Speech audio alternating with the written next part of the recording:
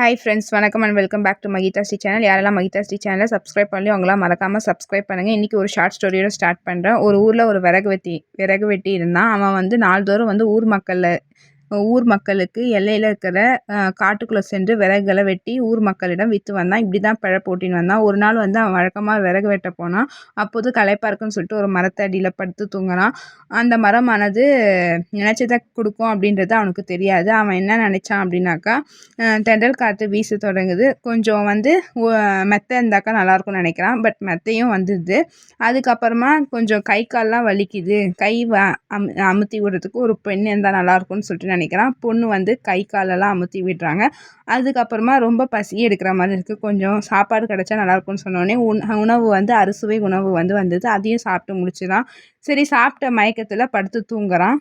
அவன் மனசில் திடீர்னு பயம் ஏற்படுது. நம்ம காட்டில் தனியாக இருக்குமே, சிங்கம் வந்து நம்ம கண்ணு முன்னாடி தோன்றி சாப்பிட்டுச்சுன்னா என்ன பண்ணுதுன்னு நினைக்கிறான். அதுக்கேற்ற மாதிரி சிங்கம் வந்து தோன்றி அவனை கொன்னுடுது. இந்த கதையிலேருந்து என்ன தெரியுது அப்படின்னா, நம்ம என்னபடி தான் நம்மளோட வாழ்க்கை அமையும். நம்ம உயர்ந்தவற்றது நல்லதே எண்ணினா நம்மளோட வாழ்க்கை நல்லதாக அமையும். தவறாக எண்ணினா நம்ம வந்து துன்பம் தான் நிறைஞ்சிருக்கும்.